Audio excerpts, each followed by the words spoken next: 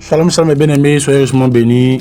C'est l'évangéliste Israël de la mission Église Baptiste Ciel de Gloire. Voici un témoignage édifiant de notre sœur de Bolivie qui a vu beaucoup de choses. Elle a vu le ciel, l'enfer et vraiment Dieu l'a guéri de la paralysie. C'est un témoignage merveilleux. Merveilleux. Il y a plusieurs personnes en enfer, des artistes, des prostituées. Et dans la seconde partie, même elle a vu des présidents en enfer. Elle a dit même le nom d'un président. J'ai pas.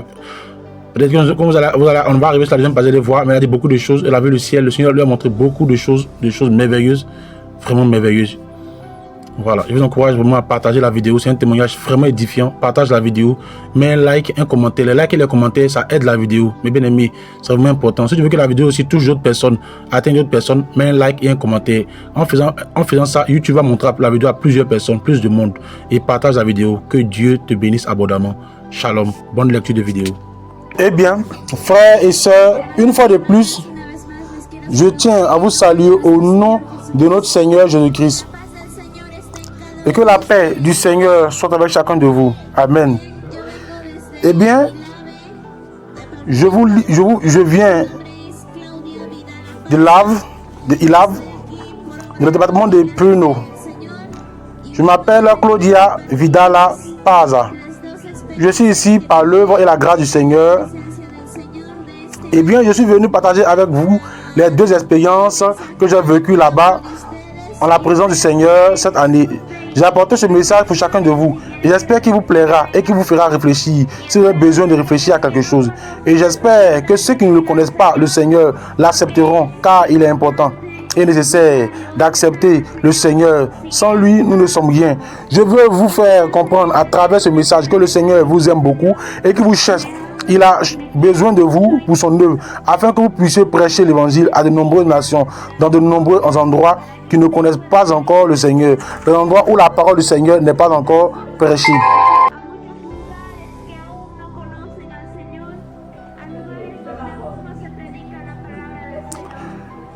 J'ai eu deux expériences, comme je vous le dis. La première expérience que j'ai eue s'est passée en février de cette année. Le 23 février, là-bas, à Ilave. Et la deuxième expérience a eu lieu à la fin du mois de mars et au début du mois d'avril. Ce fut pendant plusieurs jours là-bas, en Bolivie, que j'ai eu cette deuxième expérience. Eh bien, je suis ici pour partager avec vous la première expérience que j'ai eue là-bas à Ilave. Et avant de commencer, je voudrais vous demander de vous lever ou de rester assis, peu importe, mais de vous humilier devant le Seigneur avant de commencer quoi que ce soit.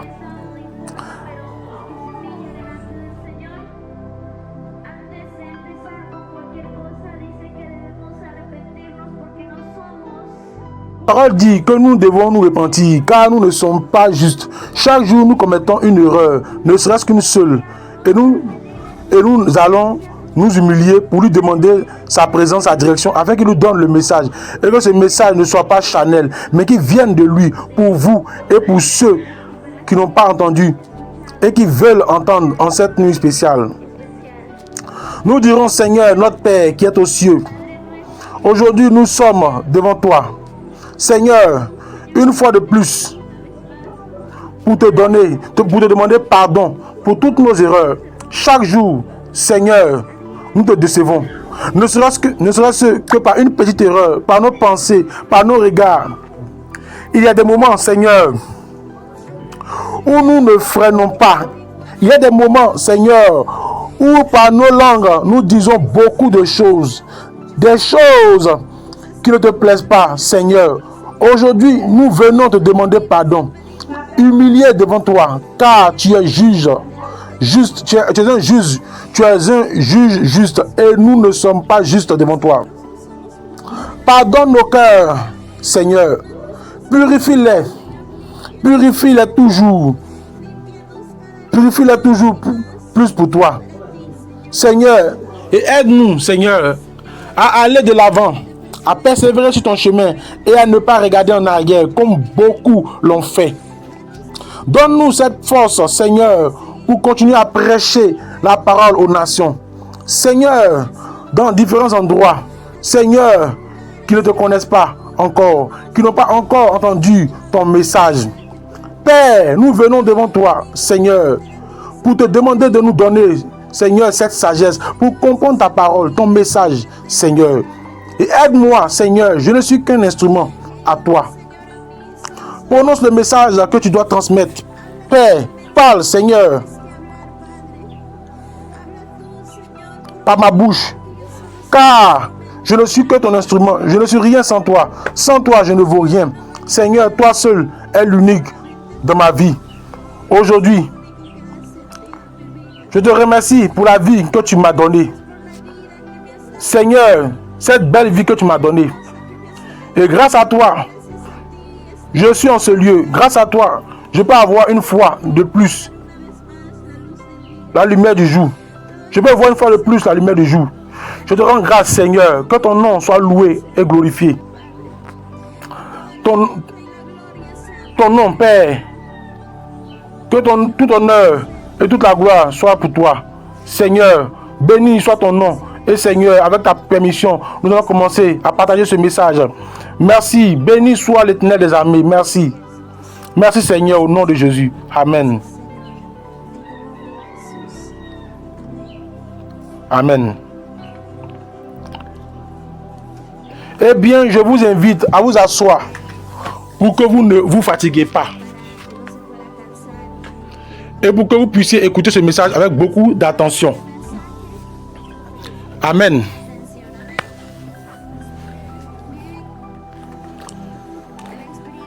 Eh bien, l'expérience que j'ai vécue fut quelque chose de surnaturel.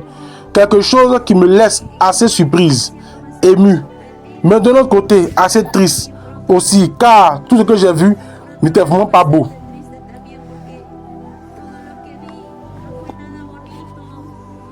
C'était assez triste, douloureux.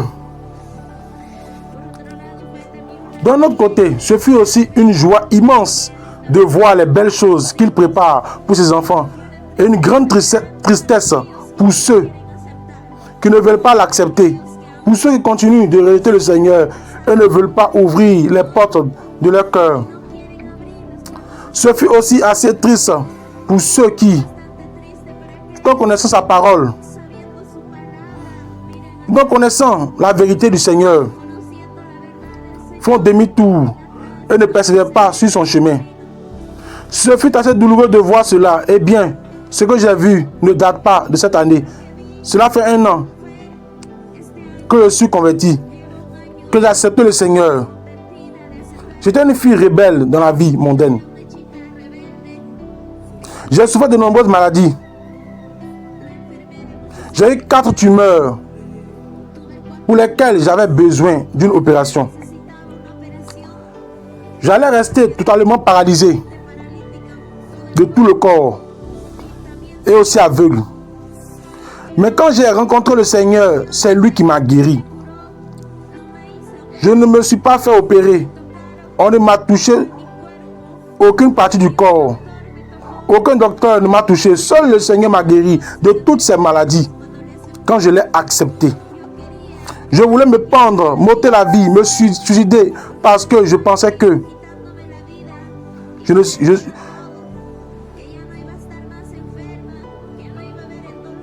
tout allait se terminer. Que je ne serais plus malade, qu'il n'y aurait plus de douleur. Mais tout cela était une idée malsaine, une idée qu'on ne doit pas avoir. Et c'est grâce au Seigneur que j'ai réfléchi à tout cela et que je ne me suis pas ôté la vie. Quand je me suis abandonné au Seigneur, j'étais complètement guéri et je n'ai pas dépensé ne serait-ce que 10 centimes pour me soigner. J'ai seulement accepté le Seigneur de tout mon cœur et c'est la seule chose qu'il a fait que je sois guéri. Après cela, j'ai demandé au Seigneur de me relever davantage. Je m'appuyais sur le texte biblique de Jérémie 33, verset 3, qui dit: invoque-moi et je te répondrai. Je t'annoncerai de grandes choses, des choses cachées que tu ne connais pas. Et je restais assez pensif face à cela. Et je me disais: quelle chose surprenante que je ne connais pas. Quelle chose que je ne connais pas. Quelle chose que je ne connais pas puis-je avoir si je crie vers toi. Et je criais vers le Seigneur et je disais: Je veux avoir ce que tu prépares. Je veux te voir. Je veux ressentir tes paroles. Lui disais-je. Le Seigneur m'a écouté et cette année, il m'a montré. C'était lors d'une campagne d'évangélisation qui se déroulait là-bas, à Hilave. Et bien, je suis arrivé à cette campagne et il était totalement brisé. Mon corps ne faisait que pleurer parce que je me sentais très différente. Je ne me sentais pas comme un autre jour.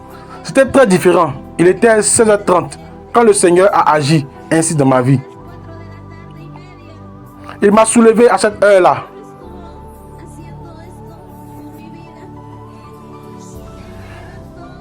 J'étais par terre, sur le sol, et totalement paralysé. Je ne pouvais pas bouger. Et mon corps commençait à mourir. Le sang de mes veines cessait de couler. Je n'en pouvais plus. Mon cœur cessait de battre. Alors qu'il cessait de battre, à ce moment-là, une voix venait du ciel. Cette voix descendait et une belle lumière resplendissante m'éclairait et me disait: ma fille, lève-toi. J'ai pensé que c'était mon père. Mais ce n'était pas le cas. C'était le Seigneur qui m'a dit: ma fille.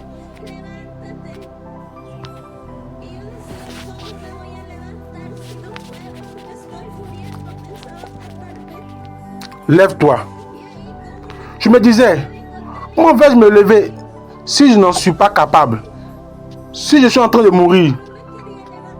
Je pensais de manière charnelle. Et là, avec une grande force, il m'a dit: Talita koum, lève-toi.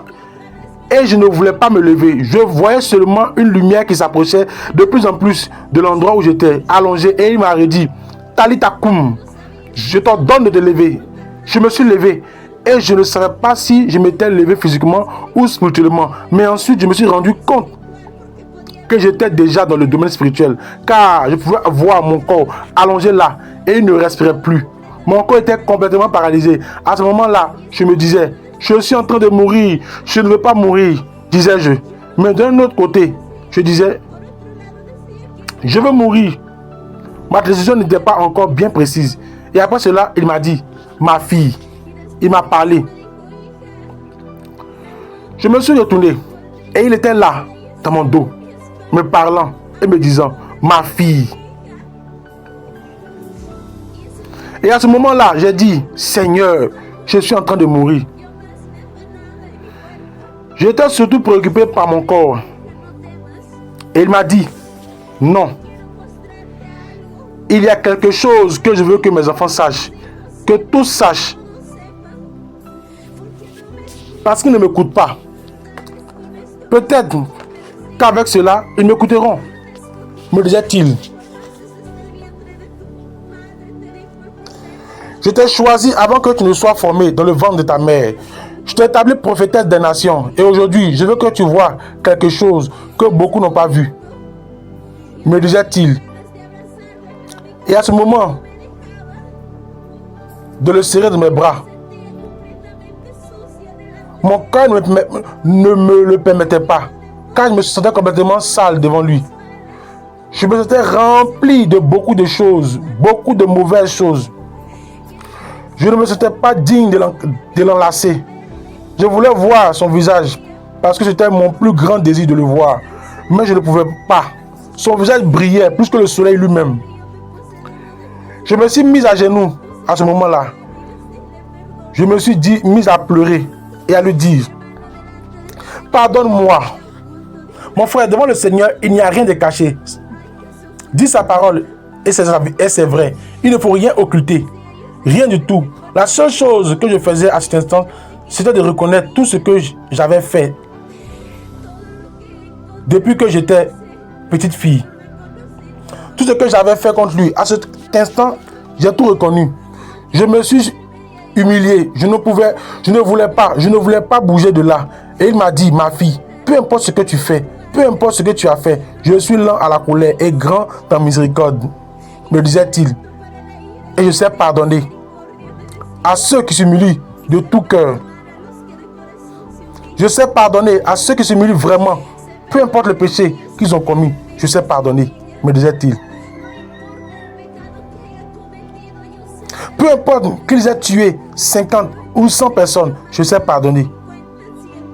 Car je suis lent à la colère et d'une grande miséricorde. Et mon amour est immense pour chacun de vous, me disait-il. Peu importe le péché que vous avez commis, la seule chose que je veux, c'est votre cœur. Et il m'a dit, ma fille, lève-toi, ne pleure pas, car je t'ai pardonné, me disait-il. Tout comme j'en ai pardonné à beaucoup, je t'ai pardonné à toi, me disait-il. Je me suis levé. Puis ensuite, il m'a dit, ma fille, viens maintenant avec moi. Il m'a tendu la main. Et quand il m'a tendu la main, dans la paume de sa main, il y avait ces marques de ses coups qu'il avait crucifiés. Et à ce moment-là, quand il a tendu de cette façon, j'ai pu voir cela. Et quand il s'est approché, je veux le toucher, car c'était si douloureux de voir cela. À ce moment-là, je me disais, à ce point-là, qu'est-ce qu'ils t'ont fait? Et il me disait, mon amour pour vous est grand, n'aie pas peur, viens avec moi, me disait-il. Je lui ai pris la main et ensuite, il a commencé à m'élever vers le 3e ciel.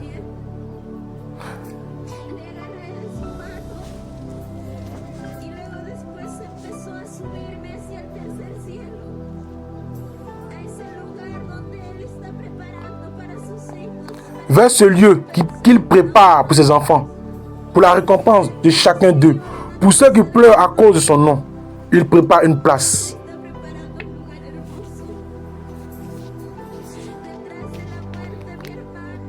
Magnifique. À la mort, mon frère, la vie existe encore. La chair meurt, mais pas l'esprit. Ne meurt pas. Il est toujours vivant. Quand je suis monté, j'ai pu voir comment je laissais ce lieu, ce monde. Je voyais mon corps allongé là. Tous les frères l'entouraient et beaucoup pensaient que j'étais évanoui. Beaucoup pensaient différentes choses. Ils pensaient de différentes manières. Certains disaient que j'étais morte, d'autres disaient non, elle est vivante. D'autres disaient beaucoup de choses. J'ai continué à monter. Et une nuée est venue d'en haut. Elle nous a enveloppés. Et j'étais en haut. C'était comme en un clin d'œil. J'étais en haut.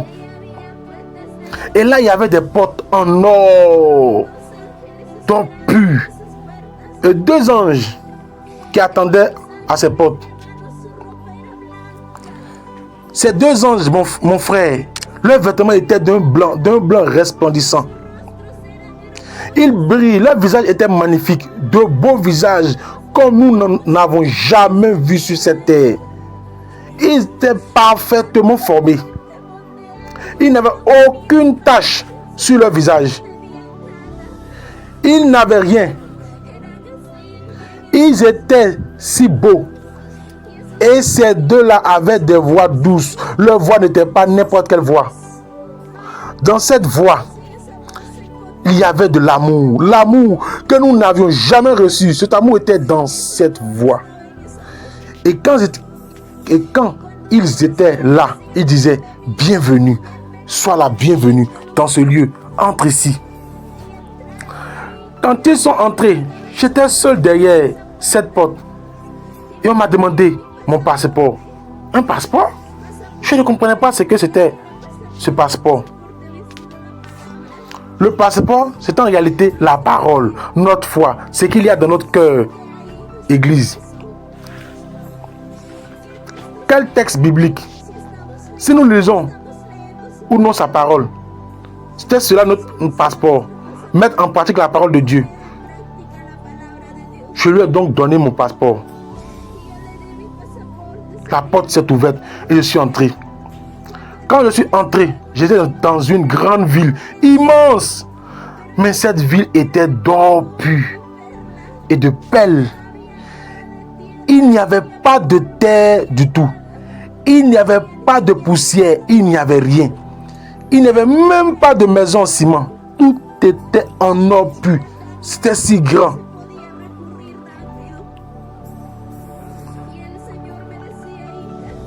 C'était si grand que le parcours rapidement. Et le Seigneur m'a dit, ma fille, avant que tu ne vois ce lieu, je vais te montrer quelque chose. Quelque chose pour lequel je pleure beaucoup.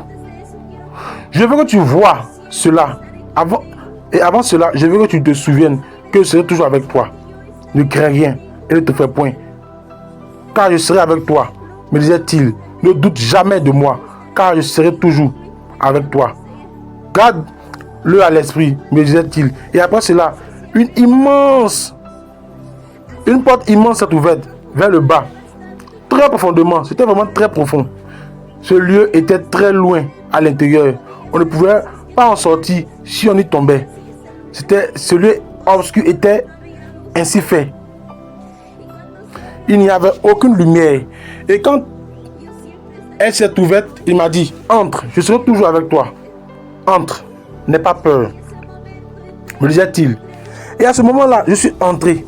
Quand j'ai franchi cette porte qui était ouverte, elle s'est refermée à clé, scellée. Et je ne pouvais plus sortir de ce lieu. Et quand je suis entré, il m'a dit, avance. Je voulais seulement entendre sa voix.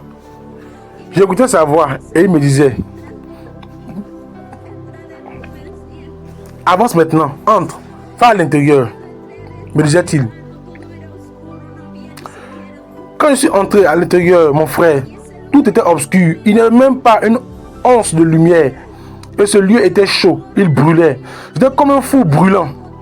Comme ceux que l'on fait chauffer ainsi quand on est sur le point d'y mettre quelque chose.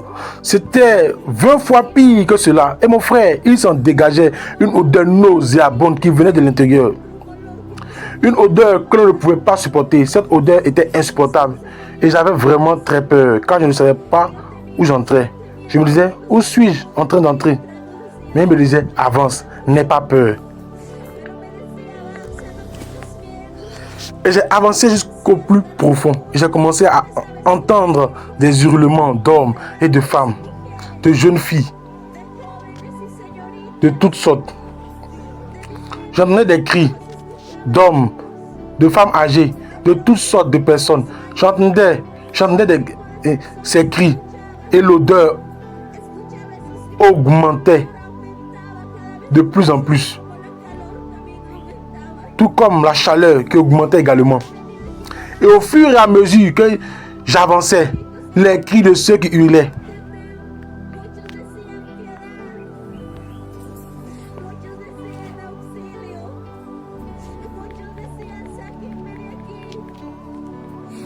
On veut comprendre beaucoup. Beaucoup disaient, pitié, disait-il. Au secours, beaucoup disaient, sortez-moi de là. D'autres se lamentaient, ils répétaient tout ce qu'ils avaient fait en disant, je me répands, je ne le ferai plus, disait-il. Mais mon frère, personne ne les écoutait. Je continuais d'avancer parce qu'ils me disaient, entre, n'aie pas peur. La chaleur, on pouvait la supporter. J'avançais. Et là, une armée de démons s'est approchée. Ils se moquaient de moi.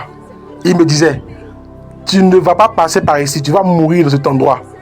Je t'ai envoyé pour que tu meurs parce qu'il te hait, me disait-il. C'est pour ça qu'il t'a envoyé ici. Il n'est pas avec toi.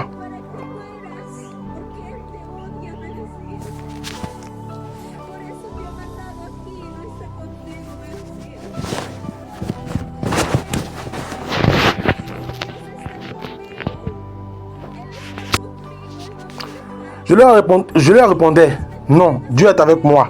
Il est avec moi. Il ne m'a pas abandonné. Il voulait me faire croire que Dieu ne m'aimait pas, que Dieu me hait. Il me disait, Dieu te hait, tu ne t'aimes pas. Dieu te déteste. C'est pour ça qu'il t'a envoyé dans cet endroit. Il disait cela, tout comme il le disait à beaucoup de gens de cette manière. L'ennemi est rusé et il est le père du mensonge. Lorsqu'il profère le mensonge, il parle de son propre fond.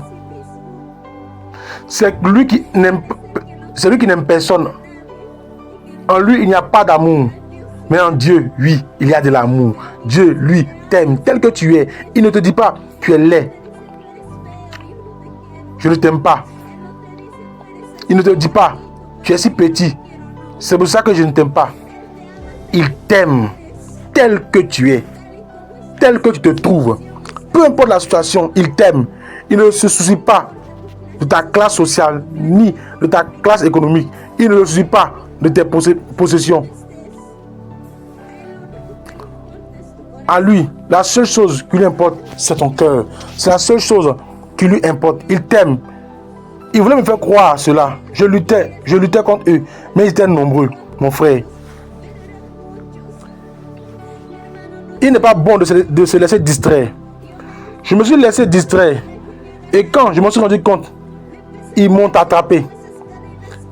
Ils ont commencé à m'attacher avec ces chaînes brûlantes. Des chaînes très différentes de ce qu'il existe sur cette terre, mon frère.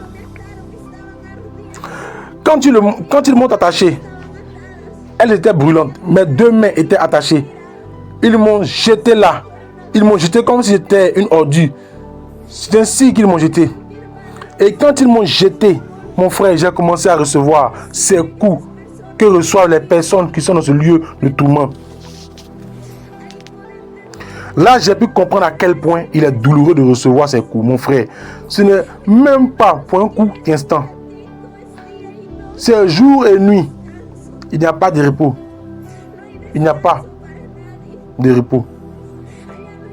Il n'y a de repos pour personne. Que tu sois président ou que tu sois le meilleur, je ne sais pas, le meilleur avocat là-bas, ça n'a aucune importance. Ce n'est pas parce que tu as de l'argent que tu reçois une peine réduite. Ce n'est pas comme ça. Tous reçoivent le même châtiment. Alors que tu sois pauvre ou que tu sois millionnaire, dans cet endroit, ils n'ont aucune pitié lorsqu'ils frappent. Le sang de mon corps coulait. Le sang de mon corps ruisselait. J'ai regardé ce sang. À ce moment-là, je ne savais pas quoi faire. Je criais de douleur. C'était les cris d'une petite fille, d'un bébé. C'est comme ça qu'il fallait crier dans cet endroit. On ne pouvait pas crier normalement. Après cela, je disais, Seigneur, aide-moi.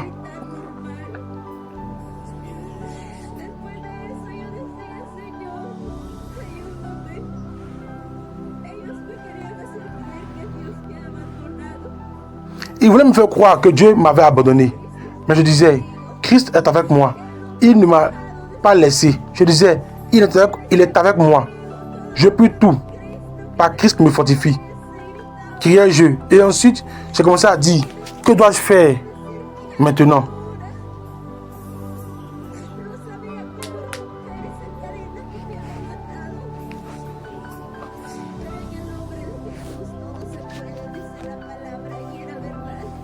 Je ne savais pas comment briser cette chaîne qu'on m'avait attachée.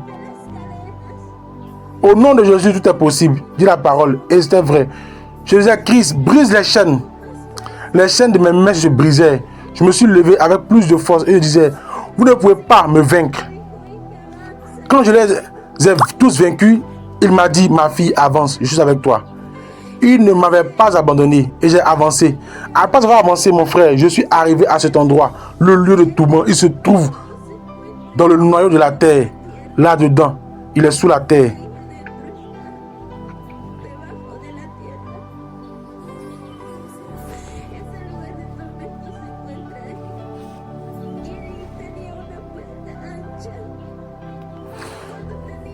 Ce lieu de tourment se trouve là. Et il y avait une porte large. Face à cette porte large, je me disais, où est-ce que j'entre? On ne pouvait rien voir. C'était comme une ville en feu. Comme ça.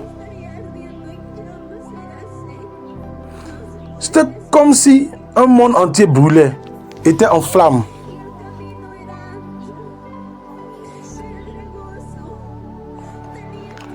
Tu ne pouvais te cacher nulle part. Et le chemin était large, rocailleux. Il y avait des pierres qui blessaient, des épines qui blessaient. Et le Seigneur me disait, avance. Épuisé, j'ai pu voir des personnes là-bas. Des personnes totalement défigurées qu'on ne pouvait reconnaître.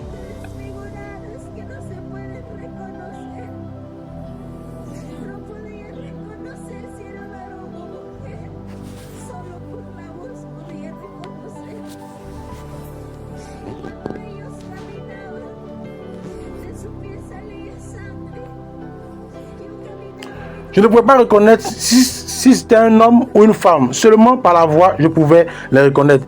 Et quand ils marchaient, de leurs pieds sortait du sang. Moi, je marchais et il ne me sortait pas de sang, car j'étais couverte et protégée. Mais pour ces personnes qui n'étaient pas ainsi, qui étaient mortes dans la vie charnelle, mon frère, elles n'étaient pas couvertes. Et quand elles posaient le pied à cet endroit, du sang sortait de leurs pieds, il ruisselait. Et ce sang qui sortait bouillait comme de l'eau qui bout. Oui, il bouillait. Et l'odeur était vraiment horrible. Était comme celle de millions et de millions de personnes mortes et pourries. Telle était l'odeur. Les cris étaient terribles. Des cris qu'on ne peut jamais oublier. Des cris qui restent toujours gravés dans ton esprit. Quand une personne que l'on châtie crie, ce n'est rien là-bas. C'est horrible. Nous sommes nombreux à voir comment un bébé pleure un bébé. Il pleure de cette manière. Mais 20 fois pire que cela, avec leur gorge sèche. Ils ne peuvent même pas manger. Ils ne peuvent même pas boire une petite goutte d'eau. C'est ainsi qu'ils sont dans ce lieu. Je suis entré dans ce lieu. Ces personnes dont le sang coulait de leurs pieds me disaient, toi, pourquoi le tien ne coule-t-il pas? Aide-moi. Il me tendait la main. Il me disait, aie pitié. Il me disait, aide-moi s'il te plaît. Ça fait très mal. Disait-il. Ça fait vraiment mal. Et aide-moi. Je ne supporte pas cette douleur, me disait-il. Il me tendait la main. Je ne supporte pas cette chaleur, disais-je. À ce moment-là, je voulais m'enfuir en courant de là, car c'était insupportable. Mais le Seigneur me disait, avance.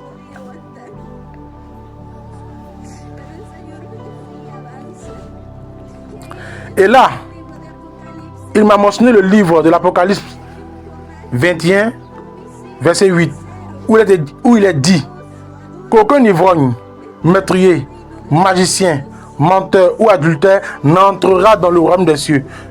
Mais leur part sera dans le tank de feu et de soufre. Mon frère, ce texte biblique n'est pas un mensonge, c'est la vérité.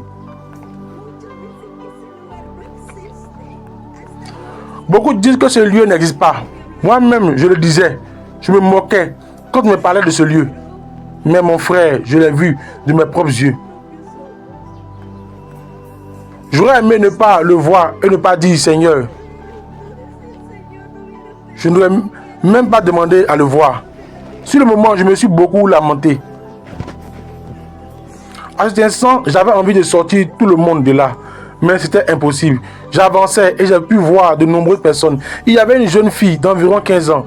Cette jeune fille me disait, qu'est-ce que tu fais ici? Pourquoi es-tu ici? Elle pleurait. Et quand elle pleurait, de ses yeux coulaient des larmes de pur sang. Et cela lui brûlait le visage. On ne pouvait pas.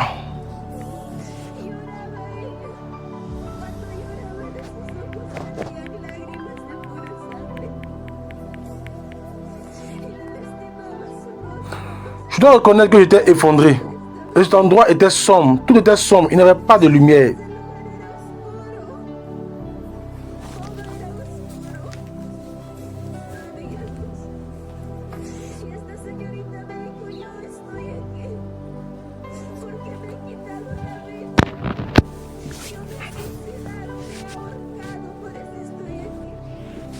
Et cette demoiselle m'a dit, je suis ici parce que je me suis ôté la vie. Je me suis suicidé. Je me suis pendu. C'est pour ça que je suis ici. Juste parce que mon petit ami était avec une autre fille. Juste pour ça, je me suis pendu. Je pensais qu'après la mort, il n'y aurait pas tout cela. Je pensais qu'en mourant, tout allait se terminer. C'est pour ça que je me suis pendu. Me disait-elle. Mais non, regarde où j'ai atterri. Je ne veux pas qu'ils arrivent dans cet endroit. Elle disait, je ne veux pas. Je ne veux pas que ma famille arrive dans cet endroit. Ni que mon pire ennemi arrive dans cet endroit. Elle m'a dit son nom. Elle m'a dit, mon nom est Elisabeth Mamani. Dis à ma famille de ne pas venir dans cet endroit. Me disait-elle. Fais-le s'il te plaît. Disait-elle. Et à ce moment-là, je lui ai répondu, Qui va me croire?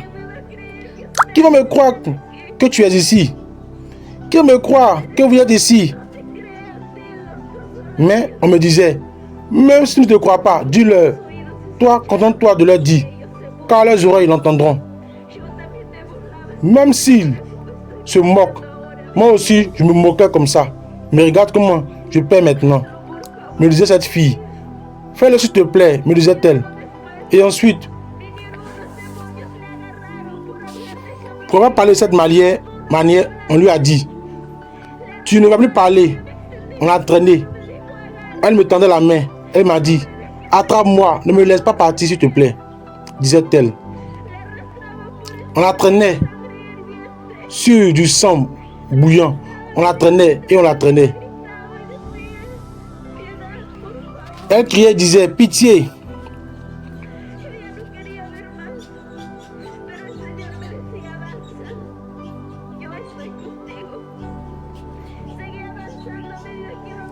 Mais le Seigneur me disait, avance, je suis avec toi. J'ai continué à avancer.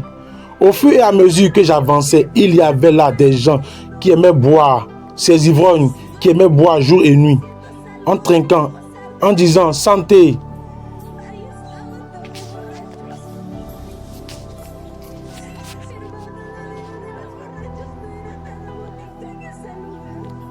Il faut profiter de la vie. Là-bas, il y a aussi des ivrognes, mon frère. La vie des ivrognes n'était pas bonne dans cet endroit. C'est facile ici, sur terre, en toute allégresse, de trinquer, avec toute la joie, santé. Mais là-bas, mon frère, il n'y a pas ça. Là-bas, mon frère, s'il le voulait, de la même manière, il serait en train de boire. Mais ce n'était pas ainsi. Les ivrognes, ils sont de la pire des manières. Ils se lamentaient. Il y avait un ivrogne qui m'a parlé ainsi. Je suis ici pour avoir bu. Et en buvant, j'ai commis l'adultère. J'ai trompé ma femme. J'étais avec l'une et l'autre.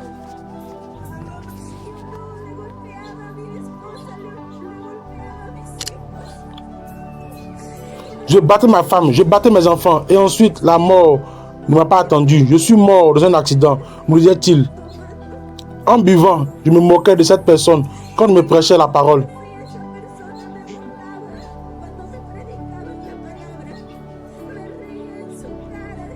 Je riais au nez de cette personne qui me disait, accepte le Seigneur. Je disais, tu es fou? Demain, il faut profiter de la vie. Je lui crachais au visage. Je lui ai même jeté de la bière, avec un verre de bière. Je lui ai arrosé le visage pour ne pas avoir voulu écouter la parole. Mais maintenant, regarde où je suis, me disait-il. Il se lamentait. Il disait, pourquoi n'ai-je pas écouté? De cette façon, il se lamentait. Et là-bas, il ne buvait pas de la bière, il buvait du soufre bouillant, mélangé avec du feu. C'est ce qu'il buvait là-bas. Et quand il buvait ça, leur corps commençait à se consumer. Et il y avait des femmes et des hommes qui aimaient boire. Ils étaient là, comme ça. Ils étaient là à pleurer, à demander pitié. Mais personne ne les écoutait. Beaucoup disaient, il nous déteste. C'est pour ça qu'il a préparé ça. Dieu nous déteste. C'est pour ça qu'il nous jette là. Comment peux-tu nous jeter ainsi? Non, car Dieu est amour. Mais le Seigneur pleure pour toi. Vous croyez que Jésus, que le Seigneur est heureux, en train de rire parce qu'il souffre? Ah non.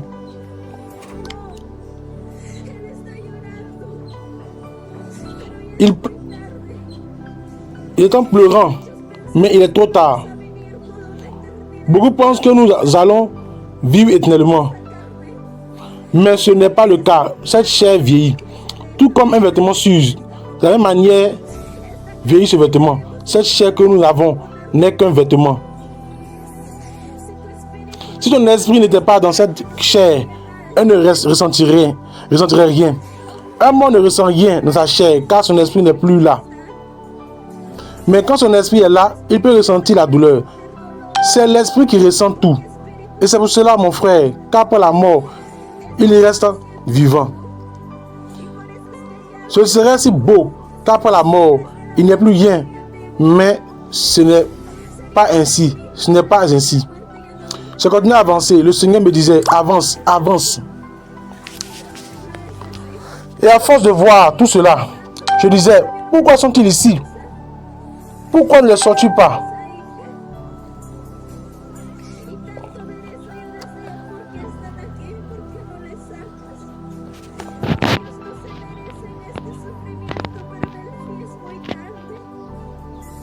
Il ne mérite pas cette souffrance. Mais il me répondait, il est trop tard. Et là, il me mentionne un autre texte biblique, 1 Corinthiens, chapitre 6, verset 10, où il est dit qu'aucun ivrogne, fornicateur, idolâtre, adultère, sorcier ou meurtrier n'entrera dans le royaume des cieux. Et c'était vrai, mon frère. Là-bas, ils se lamentaient de ne pas avoir servi Dieu pendant qu'ils étaient vivants, pendant qu'ils avaient la vie. Là-bas, ils pleuraient de cette façon. Leur rire là-bas n'était plus un rire, c'était de la douleur. Leur moquerie n'était plus des moqueries, c'était des lamentations, mais ils étaient déjà trop tard. En avançant, j'ai vu ceux qui étaient décédés dans des accidents ou de maladies. Ils étaient là. Et ces artistes qui étaient décédés, ils étaient nombreux. Ils étaient très nombreux. Ce n'était pas juste quelques artistes. Depuis les temps anciens jusqu'à aujourd'hui, dans ces dernières années, ils étaient là. J'ai pu voir le groupe le plus connu, le groupe Nectar. Il y avait ce groupe qui était mort dans un accident. Je ne pouvais pas reconnaître si c'était ce groupe, de quel groupe il s'agissait, car leurs vêtements étaient défigurés. Je ne savais pas si c'était un homme ou une femme, mais ce sont eux qui me disaient, c'était eux qui me parlaient. Ils me disaient, nous sommes le groupe Nectar. Nous sommes ce groupe qui un jour chantait dans le monde. Joyeux, nous amusions les gens. Nous sommes eux, disait-il.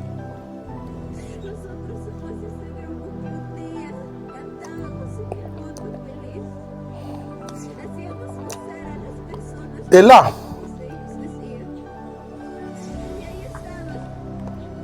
il y en avait beaucoup qui jouaient des instruments. Ils jouaient des instruments. Mais là-bas, ce n'était pas des instruments. Et ces instruments étaient des instruments ardents qui leur meurtrissaient les doigts.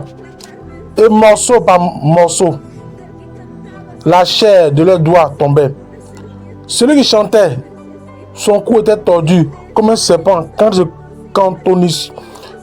il se contorsionne. C'est de cette manière qu'il était tordu et les côtes de ses os se voyaient.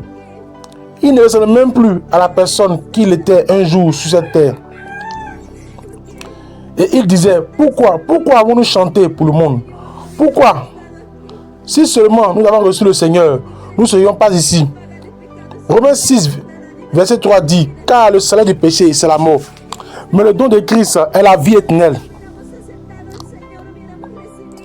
Il disait, si seulement nous avions accepté le Seigneur, nous aurions reçu le don de Christ, qui est la vie éternelle, et nous ne serions pas dans cet endroit de souffrance. Disait-il ainsi. Il se lamentait d'avoir fait là ce qu'il n'aurait pas dû faire, mon frère. Il y avait aussi là une autre chanteuse folklorique. Il y avait Munekita Sali. Il la connaissait sous le nom de Munekita Sali. Elle était aussi dans cet endroit, tourmentée de la pire des manières. Son tourment n'avait rien de beau. Ce n'était pas pour en rire, mais c'était à se demander qu'est-ce que c'est à pleurer sans repos. Ils étaient ainsi. Tel était le tourment de ces personnes. Il y avait aussi Alicia Delgado, une autre chanteuse folklorique était là. Elle aussi était tourmentée dans cet endroit. Elle disait, mon fils, je ne veux pas que mon fils arrive dans cet endroit. Envoyez un message. Envoyez un message à une autre.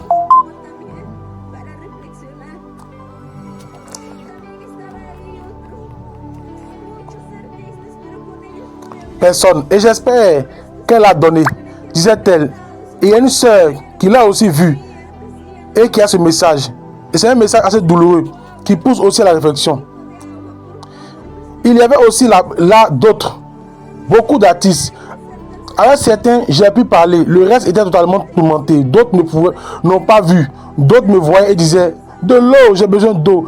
Un peu d'eau, s'il te plaît. Je suis en train de mourir. Mais personne ne leur donnait de l'eau, ne leur donnait d'eau. Personne ne leur disait, même tiens, prends ce verre d'eau. Personne ne leur donnait d'eau. Et là se trouvait un autre, Michael Jackson. Il était totalement tourmenté. Son tourment était pire parce qu'il avait fait un pacte avec lui. Son tourment était pire.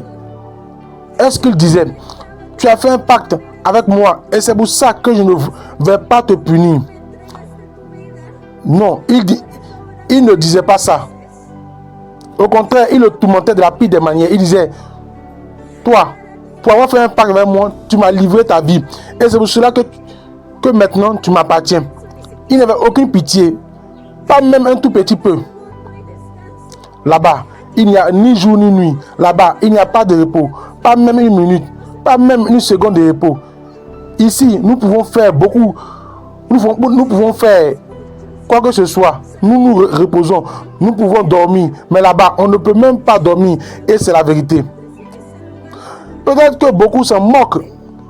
Puisses-tu ne pas te retrouver dans ce lieu pour être moqué ou pour avoir ri, car ce lieu n'est pas agréable pour personne. Car ce lieu n'est agréable pour personne. Personne ne mérite d'être dans ce lieu. Mais si tu n'ouvres pas ton cœur, tu arriveras dans ce lieu. Et si tu n'ouvres pas ton cœur à l'appel de Jésus, tu arriveras dans ce lieu. Et j'espère que tu n'y arriveras pas. J'espère que tu vas réfléchir et que tu n'arriveras pas dans ce lieu avant qu'il ne soit trop tard. Cette vie, nous ne pouvons pas l'acheter. Cette vie, nous ne pouvons l'acheter avec aucune somme d'argent que nous pourrions avoir. Nous ne pouvons pas acheter cette vie avec des millions et des millions de dollars ou euros. Nous ne pouvons pas acheter cette vie. Elle ne s'achète pas. Elle ne s'achète avec rien. Nous ne savons même pas quand nous allons mourir. Nous ne savons même pas si demain nous serons ici. Si demain nous serons heureux de vivre là, en souriant ou en voyant une fois de plus la lumière du jour. Nous ne savons même pas cela. Nous ne savons pas si demain nous serons ici. Nous ne savons pas si à l'heure actuelle nous serons encore là demain. Nous ne savons pas non plus si dans un an nous serons à nouveau tranquilles, en train de regarder, de sourire ou de nous moquer. Si nous aimons nous moquer des gens, nous ne le savons pas.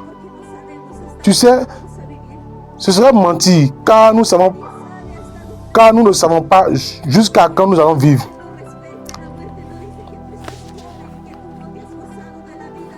Personne ne sait jusqu'à quand il va vivre. La mort ne respecte personne. La mort ne dit pas, tu es jeune, tu n'as pas encore profité de la vie. Il faut que tu en profites. La mort ne dit rien. La mort ne dit pas, tu es un vieillard, c'est pourquoi je te respecte. La mort ne dit pas, tu es un enfant, tu es un bébé. La mort ne dit pas ça. La mort ne dit pas, tu es un président. La mort ne dit pas, tu es avocat et tu dois vivre. La mort ne parle pas ainsi. La mort ne dit pas, tu es un chrétien. Par conséquent, tu ne vas pas mourir, tu vas vivre. La mort ne parle pas ainsi. Mon frère, on ne peut pas acheter la vie. La mort surprend à n'importe quel moment. Pensez-vous que ceux qui sont morts savaient qu'ils allaient mourir? Ils ne savaient pas qu'ils allaient mourir. Personne ne sait quand nous allons mourir. Et j'espère qu'à ce moment-là, il ne sera pas trop tard. J'espère que tu t'en rendras compte. J'espère, mon frère, que tu n'iras pas dans ce lieu, mais plutôt que tu arriveras dans ce lieu magnifique qui est préparé en guise de récompense. J'espère que tu arriveras dans ce lieu. J'espère, mon frère, que le fait de t'être assis ici ne sera pas en vain. C'est ce que j'espère. J'espère qu'un jour, J'espère un jour vous voir dans ce lieu magnifique que Dieu a préparé pour toi, pour chacun de tes enfants, pour chacun de ceux qui l'écoutent, pour chacun de ses enfants, pour chacun de ceux qui l'écoutent. J'espère que toi, jeune homme, mademoiselle, tu arriveras dans ce lieu et que tu n'arriveras pas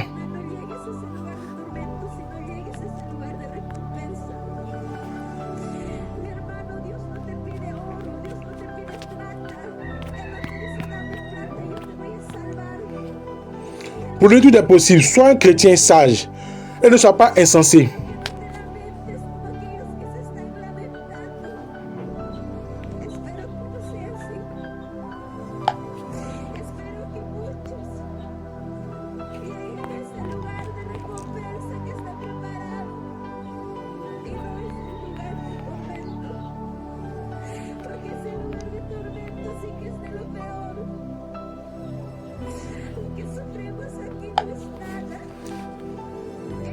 Tu arriveras dans ce... et que tu n'arriveras pas dans ce lieu de tourment. J'espère que toi, petit garçon, petite fille, tu arriveras dans ce lieu et que tu n'arriveras pas dans ce lieu de tourment. J'espère que toi, personne âgée, tu n'arriveras pas dans ce lieu de tourment, mais que tu arriveras dans ce lieu de récompense. Mon frère, Dieu ne demande pas d'or, Dieu ne demande pas d'argent. Il ne te dit pas, donne-moi de l'argent, je vais te sauver. La seule chose qu'il veut, c'est ton cœur. Et j'espère que tu ne te lamenteras pas comme ceux qui sont en train de se lamenter. J'espère qu'il n'en sera pas ainsi. J'espère que beaucoup arriveront dans ce lieu de récompense qui est préparé et non dans ce lieu de tourment. Car ce lieu de tourment est vraiment ce qu'il y a de pire. Ce que nous souffrons ici n'est rien. Cela au moins a une fin et se termine. Mais le tourment de là-bas ne se termine pas. Et ce tourment est éternel. Tout comme le Christ offre la vie éternelle, cela aussi est éternel. Lequel veux-tu? La vie éternelle? Veux-tu ce tourment éternel, jour et nuit, sans repos? Lequel veux-tu? Seulement, tu peux choisir. Je ne peux pas choisir pour toi. Je ne peux pas dire, tu vas recevoir la vie éternelle si tu ne veux pas accepter Dieu. Tout dépend de toi. Si tu veux l'accepter, tu vas recevoir cette vie éternelle. Tu ne veux pas accepter Dieu, tu vas recevoir ce tourment éternel qui n'a rien d'agréable. J'espère ne pas vous voir dans ce lieu, mon frère, là-bas. Beaucoup d'incrédules se trouvent aussi dans ce lieu. Ceux qui ne croient absolument en rien, ceux qui se moquaient, se trouvaient aussi dans ce lieu. Pour n'avoir pas cru, pour avoir été incrédule, ils se trouvaient aussi dans ce lieu. Mon frère, là-bas, ils n'ont aucun respect. Si tu veux qu'on te respecte, respecte aussi ton prochain. Si tu veux qu'on te respecte, respecte Dieu.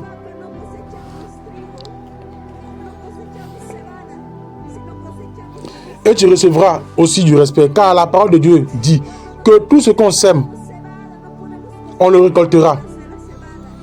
Si tu sèmes la rancune, tu vas récolter la rancune.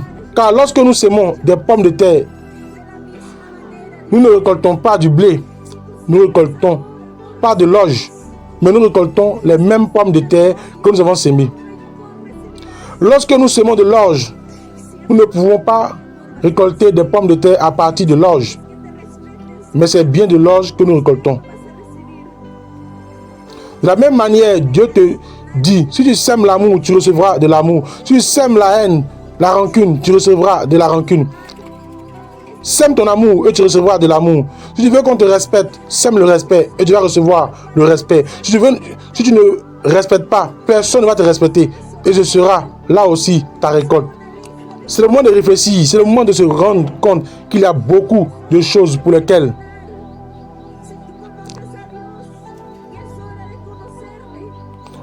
nous devons prendre conscience. Ce n'est pas juste une seule chose. C'est toute une liste de choses dont nous devons nous rendre compte. Et il est temps de réfléchir. Si tu connais Dieu, c'est le moment de le connaître. Beaucoup disent, non, à quoi bon être chrétien si un chrétien est ainsi? Toi qui regardes les gens, toi qui regardes le chrétien, ce n'est pas parce que ce chrétien se met sur la tête que tu vas te mettre sur la tête. Ce n'est pas parce que ce chrétien se tue que tu vas te tuer. Non. Ne suis pas l'homme, suis Dieu. Ne regarde pas l'homme, regarde Dieu. car Dieu est le seul vers qui nous devons regarder, et non l'homme. Le chrétien, le pasteur peut faire beaucoup de choses. Il peut commettre beaucoup d'erreurs parce qu'il est un homme, mais Dieu non. Dieu est parfait. Comme le dit sa parole, il est amour. Dieu t'aime, Christ t'aime. Même si tu es moqueur, peu importe ce que tu sois méchant, que tu sois colérique ou n'importe quelle autre personne, Dieu t'aime tel que tu es. Christ t'aime.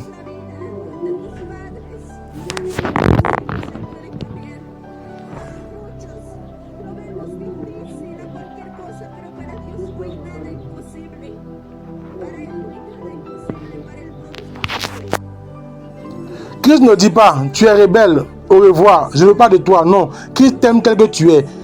Et il peut changer ta vie, la vie de tes frères, la vie de tes parents, la vie de tes enfants. Il peut tout changer. Tout nous paraît difficile. Peu importe la chose. Mais pour Dieu, il n'y a rien d'impossible. Pour lui, il n'y a rien.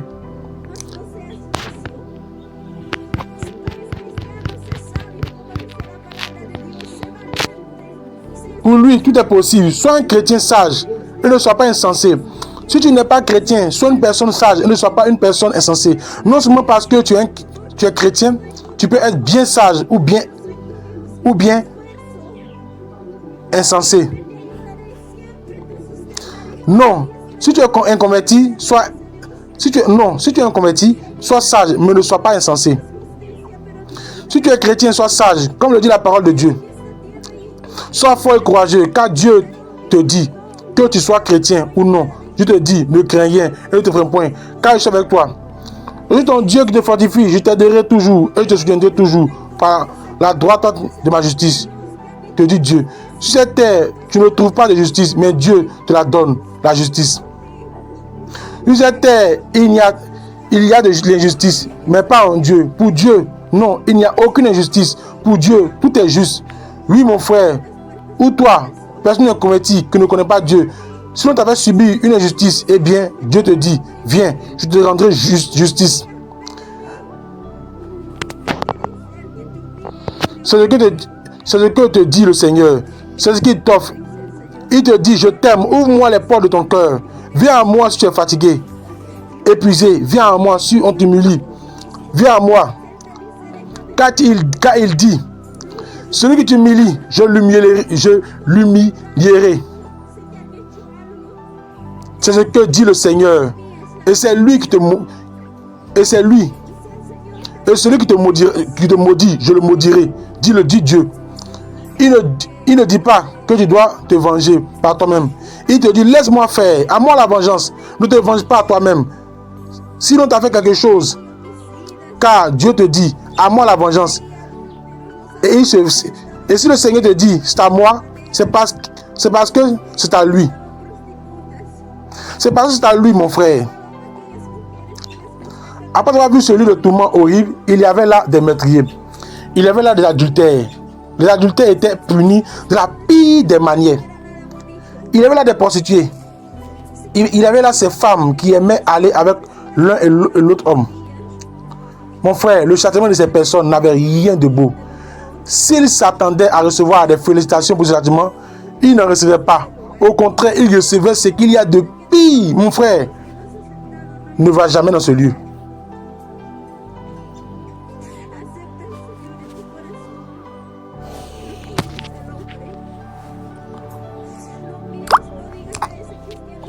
Toi qui ne connais pas Dieu, toi qui ne l'as pas accepté, ne va pas dans ce lieu.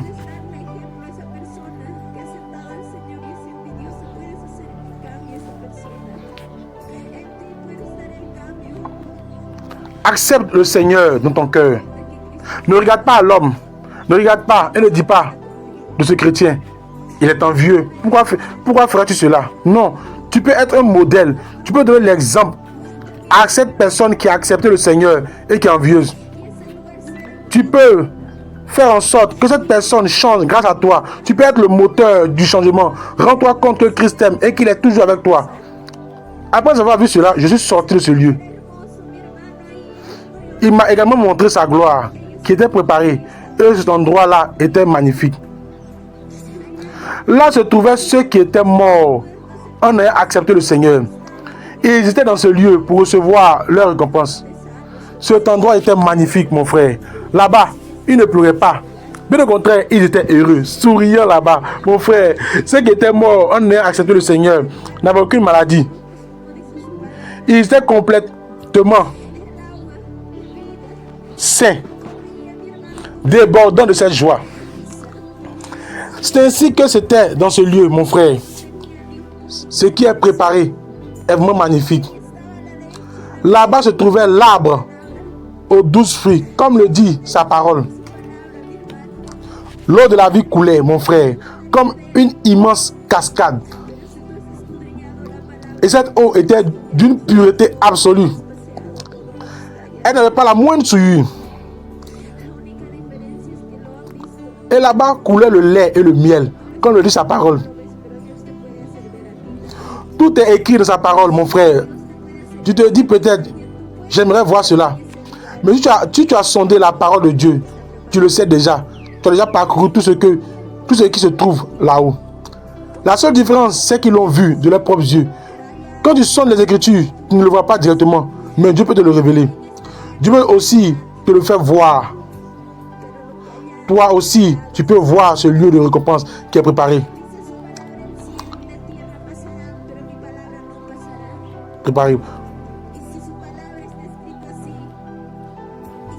Pendant un peu de temps, tu vas pleurer ici-bas. Pendant un peu de temps, tu souffriras.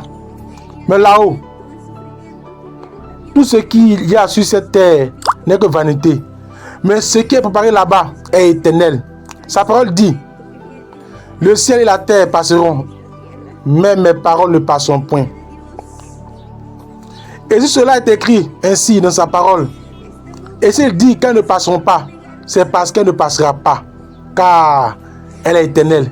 Et le tourment, la souffrance qui viennent aussi sur cette terre n'ont rien de réjouissant.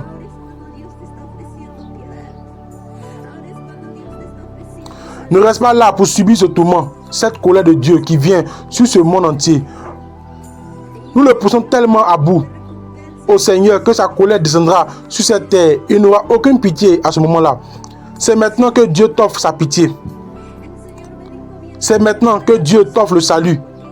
Et c'est maintenant que tu peux te sauver pour aller dans ce magnifique lieu de récompense où les rues sont en or, mon frère. Le Seigneur m'a dit, heureux ceux qui pleurent, car ils recevront la consolation. Si tu pleures à cause du nom du Seigneur, eh bien là-haut, tu recevras cette consolation.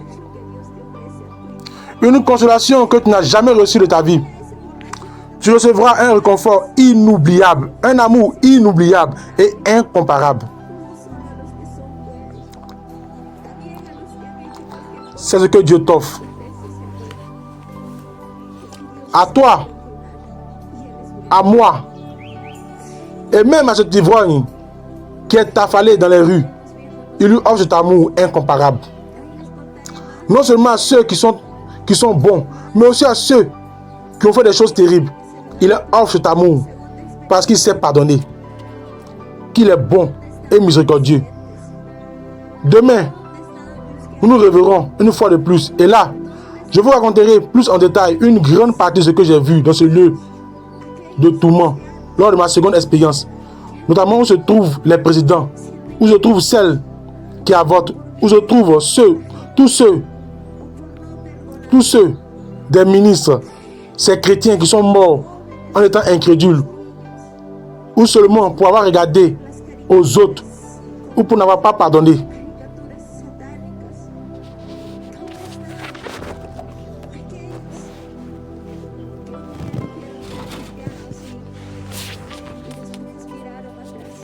Où se trouvent les jeunes, les enfants qui aiment regarder les dessins animés avec de la magie, les dessins animés sataniques.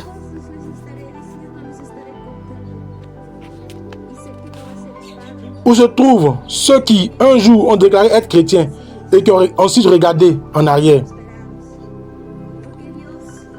Où se trouve le président, l'ex-président Hugo Chavez. vous le saurez également.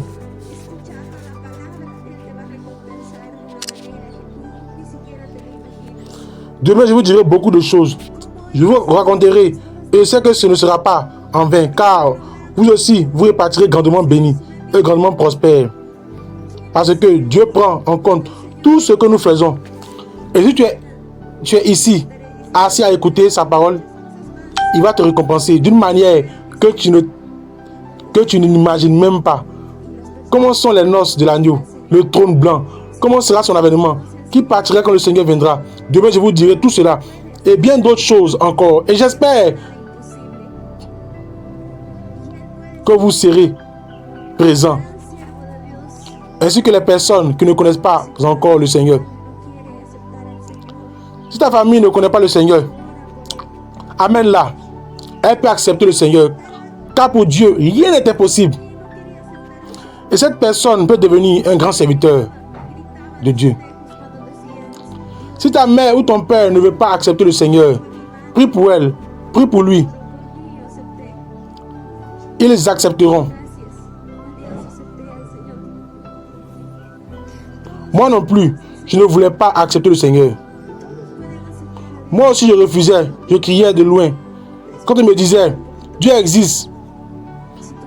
Mais c'est ma mère qui a prié pour moi et j'ai accepté. Et grâce à Dieu, j'ai accepté le Seigneur. Nous acceptons tous le Seigneur. Tout le monde peut accepter Dieu. C'est juste une question de travailler pour lui. Rien de plus. Si tes enfants ne veulent pas accepter Dieu, ils finiront par accepter le Seigneur.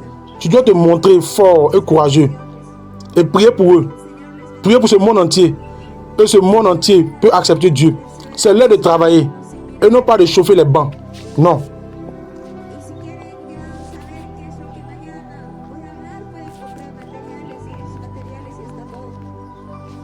Ne sois pas un chauffe-banc. Sois un ouvrier. Et ainsi tu recevras aussi ta récompense. Beaucoup de bénédictions. Que le Seigneur vous bénisse. Continuez d'aller de l'avant en persévérant sur votre chemin, sans regarder en arrière. Et si vous voulez déjà savoir de quoi je vais parler demain, vous pouvez acheter du matériel. Dans ce matériel, il y a seulement tout ce dont je serai aussi en train de parler demain. Voilà, vous pouvez l'acquérir. Bien, avant de descendre de cette estrade, je vais inviter chacun de vous, frères, à vous avancer ici. Nous allons prier le Seigneur. Nous allons lui rendre grâce pour son amour immense qu'il nous a offert.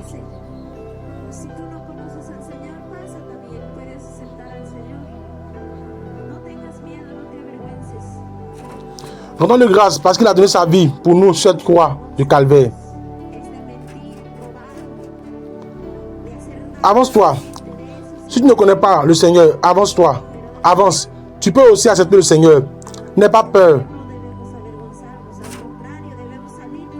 N'aie pas honte.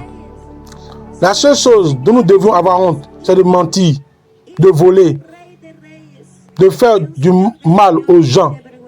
De cela, oui, nous devons avoir honte. Mais le Seigneur, non. Du Seigneur, nous ne devons pas avoir honte. Au contraire, nous devons l'assumer car il est le roi des rois, le Seigneur des seigneurs. Tu es le fils, la fille d'un roi des rois, d'un Seigneur des seigneurs. Que tu aies honte, ton père n'est pas n'importe qui. Ton père est un père aimant. Dieu ne veut pas de ceux qui ont peur. Dieu aime ceux qui sont courageux. Combien de courageux y a-t-il? Avancez-vous. Si tu es malade, avance-toi aussi. Car pour Dieu, il n'y a rien d'impossible. Dieu va te guérir, tout comme il m'a guéri. Il va te guérir. En ce qui me concerne, Dieu ne s'est pas soucié du fait que j'avais une tumeur à la tête, une tumeur à l'estomac. Il ne s'en est pas soucié. Pour lui, ça n'a pas été difficile de me guérir des deux jambes qui allaient se paralyser. Pour lui, ce n'était pas du tout difficile de m'opérer, de l'opération que les docteurs allaient me faire et qui allait me causer des dommages pour toujours. Maintenant, regarde, je peux marcher, je peux courir, je peux faire tout ce que je veux. Et c'est parce que Dieu est vivant. Eh bien, avancez. Eh bien, avancez-vous. Nous allons prier le Seigneur ensemble. Il n'y a rien de plus beau que de passer du temps dans la présence de Dieu.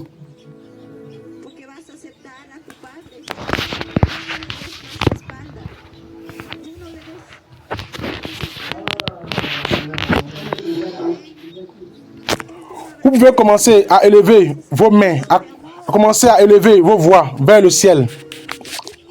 Seigneur, nous te rendons grâce ce soir. Nous te remercions pour ton amour. Nous te remercions pour ta miséricorde qui est nouvelle chaque jour. Nous nous tenons ici devant toi, conscients de notre besoin de toi. Viens, Seigneur, touche chaque cœur, restaure chaque vie, guéris chaque corps malade. Tu es le Dieu des miracles. Tu es le Dieu de la restauration.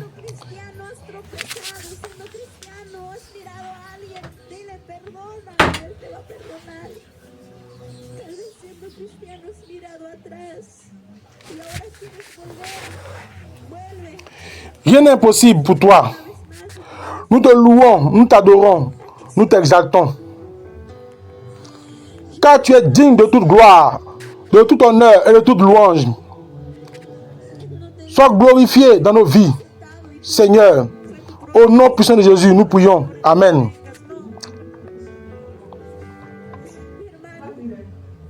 Ne sois pas un simple spectateur, sois un ouvrier. Ainsi tu recevras aussi ta récompense. Beaucoup de bénédictions, que le Seigneur vous bénisse. Continuez d'aller de l'avant persévérant sur votre chemin, sans regarder en arrière. Si vous voulez déjà savoir de quoi je parlerai demain, vous pouvez acquérir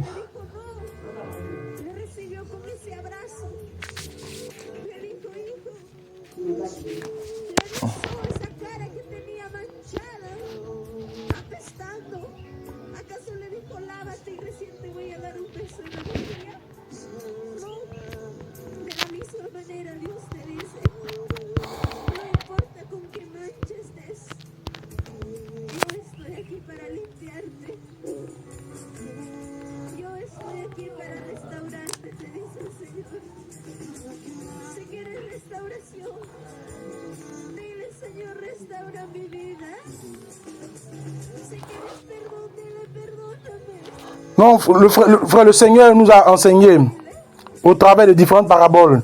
Ils ont enseigné.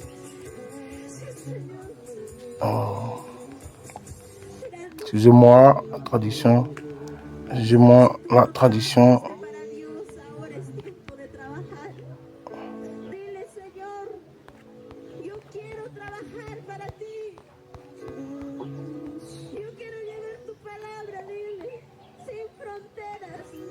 Sois glorifié dans nos vies, Seigneur, au nom puissant de Jésus. Amen.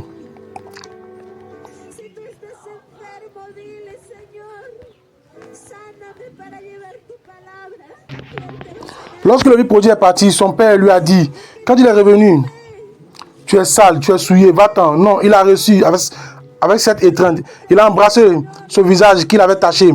Puis lui a-t-il dit, lave-toi et ensuite je te donnerai un baiser. De la même manière, Dieu te dit, peu importe avec quelle tâche tu es, je suis ici pour te nettoyer, je suis ici pour te restaurer. Si tu veux la restauration, dis Seigneur, restaure ma vie.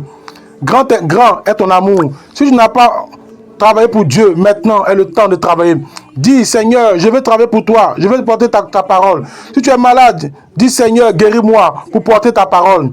Il va te guérir car il dit ta foi t'a guéri, ta foi t'a sauvé. Si tu es malade, n'importe quelle maladie, il n'y a rien d'impossible. Cette maladie, il va la guérir. Demande-lui de plus, car il dit, demande-moi et je te donnerai tout ce que tu demanderas en mon nom. Cela te sera donné et sera fait. La parole dit ainsi. Et si la parole le dit, c'est parce que c'est vrai.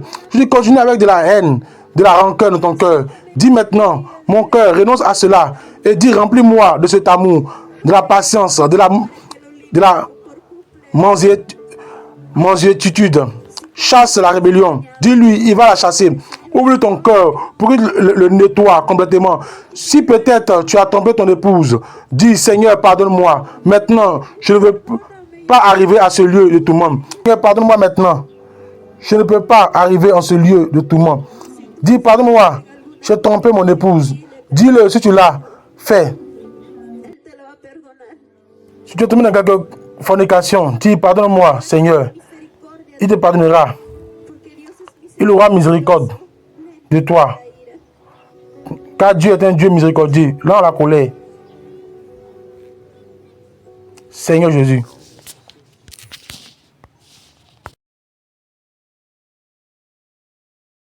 Bien aimé, après avoir écouté cette partie, je témoigne de la sœur Vilda. Vraiment, je t'encourage à prendre la décision de renoncer au monde, de donner réellement ta vie à Jésus-Christ. Bien aimé, c'est le temps de prendre la décision de donner ta vie à Jésus-Christ. C'est Dieu seul.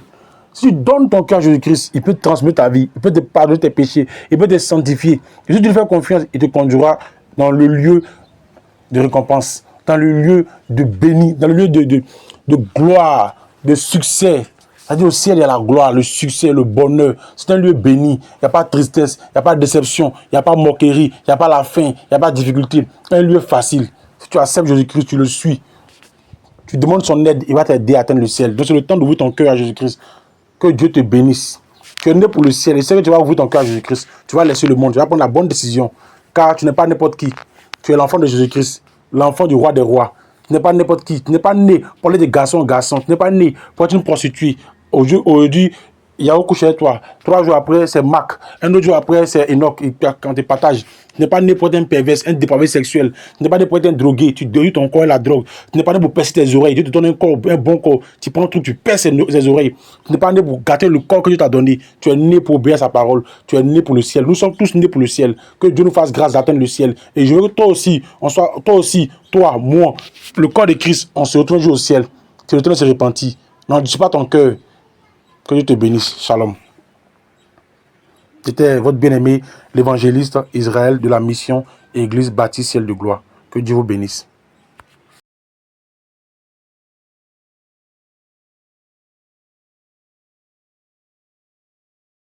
Vous avez la possibilité de nous contacter sur ces numéros qui s'affichent.